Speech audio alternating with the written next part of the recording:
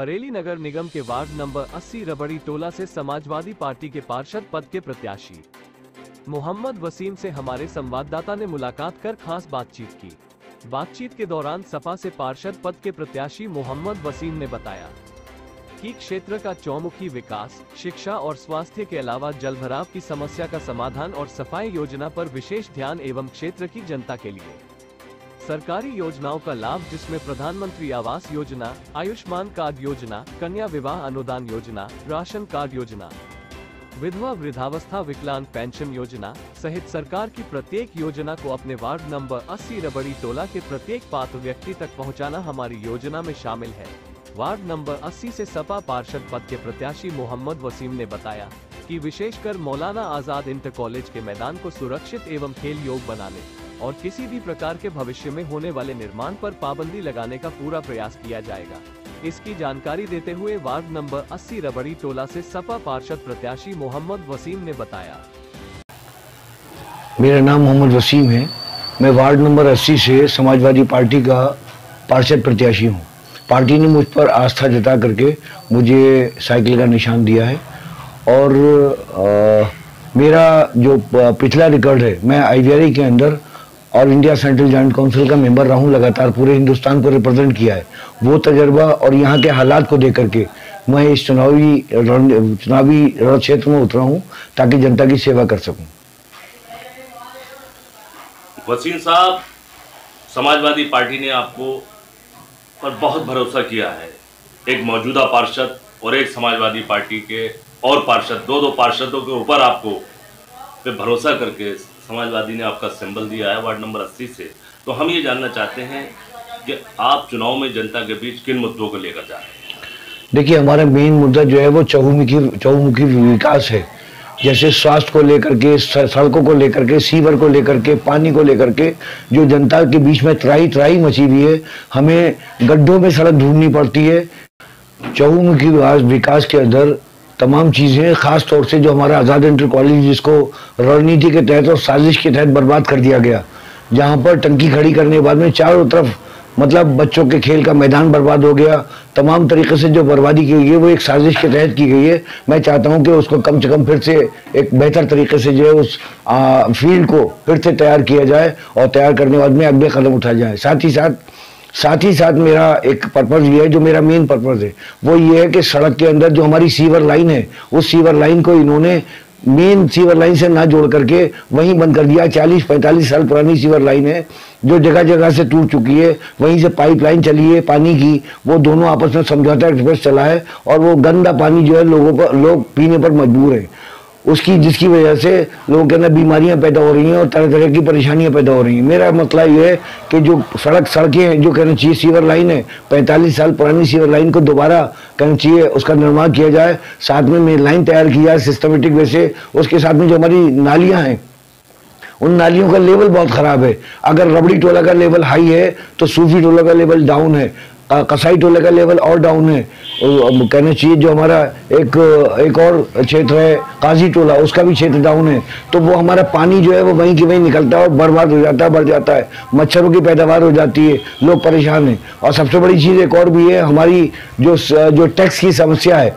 Rampur garden के ना जो कोठियों का टैक्स है वो कम है और हमारे यहाँ 100 गज मकान के टैक्स इतने बढ़ा दिए कि लोग परेशान हैं बहुत ज़्यादा। तो मैं इन तमाम चीज़ों, मेन चीज़ जो मेरा चुनाव लड़ने का मकसद है, इस चहुमुखी विकास के साथ साथ जो एजुकेशन हमारे यहाँ शिक्षा का स्तर बहुत गिरा हुआ है। आज़ाद इंटर कॉलेज को सरकारी निधि से बहुत अच्छा कर दिए गए कमरे, लेकिन वहाँ पर पढ़ने वाले बच्चों की तादाद मुश्किल से 400 है।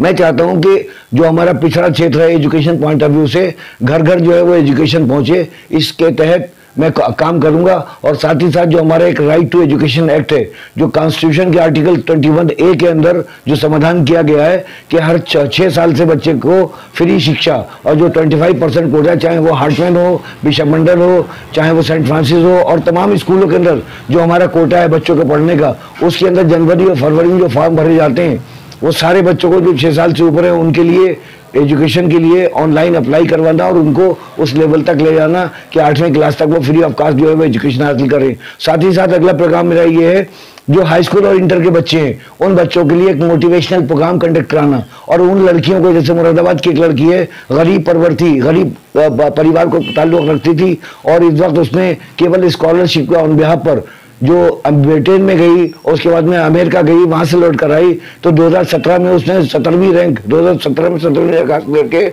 आईपीएस क्रॉस किया और इसमें हिमाचल प्रदेश के अंदर आईपीएस ऑफिसर है। ऐसे एक मिस्टर अंसार हैं जो गरीबी के अंदर, मतलब वेटर बनने के बाद में उन्होंने जो है वो अपनी जिंदगी का सफर शुरू किया और आज आईएएस ऑफिसर हैं। मैं जनता को ये बताना चाहता हूँ, गरीबी बड़ी चीज नहीं होती, बड़ी चीज होती है इंसान का दिल। अगर वो उसको जहन में डाल दिया जाए कि एजुकेशन बड़ी चीज है, चूंकि एजुकेशन 5 वक्त की नमाज यही हमें ऊपर ले जाएगी, यही मेरा मकसद है यहाँ पर इस फील्ड में आने का। क्षेत्र में आपकी योजना है और आपने अपने वार्ड नंबर 80 के विकास के लिए भी अच्छी योजना तैयार की है। स्वास्थ्य और चिकित्सा के क्षेत्र में आपकी क्या योजना है? देखिए, स्वास्थ्य और चिकित्सा का जहाँ तक मामला है, स्वास्थ्य जो खराब हुआ है वो यहाँ की गंदी सड़कों से, गंदी नालियों से और तमाम चीज़ों से हुआ है। और जो स्वास्थ्य के मामले में जो हमारा डिस्ट्रिक्ट हॉस्पिटल है और भी तमाम जो हॉस्पिटल्स हैं उनके अंदर सही चीज़ों में उनकी कमियों को देखना और सही तरीके से यहाँ के लोगों को जागरूक करना कि सरकार की जो योजनाएं हैं जिसके आधार पर आपको हर चीज़ की फैसिलिटी वहाँ पर मौजूद है वो वहाँ अवेलेबल है कि नहीं है, उसको भी देखना है। पार्षद का काम केवल क्षेत्र का काम ही नहीं होता है, बल्कि बरेली के लेवल के हमारे 80 पार्षद हैं, 80 पार्षद एक जगह इकट्ठा होकर के स्वास्थ्य के लेवल पर चहुमुखी विकास के लिए इंशाअल्लाह ताला पूरी कोशिश करेंगे, यहाँ के लोगों को जागरूक करेंगे कि देखिए 5 वक्त की नमाज और 5 किलोमीटर वॉक ये आपको अस्पतालों से दूर रखेगी, ये भी हम मैसेज पहुँचाएंगे लोगों को।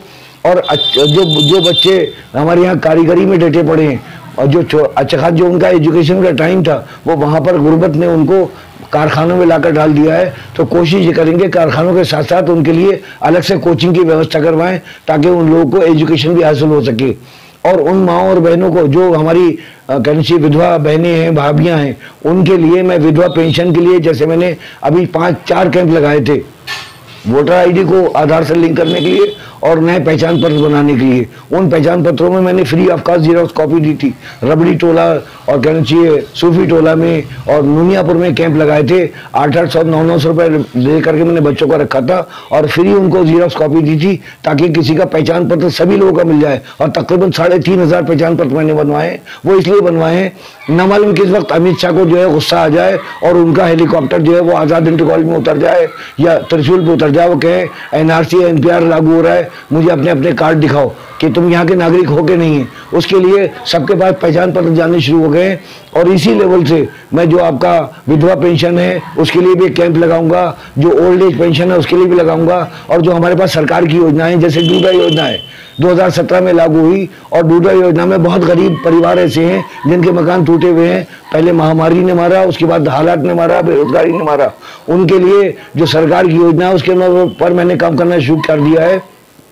एक हमारे खुर्शीद भाई हैं जिनका 3 साल से पैसा सेंक्शन हो गया था पीएम आवास योजना में, लेकिन चूंकि उनके पास सुविधा शुल्क नहीं था उनको नहीं दिया जा रहा था।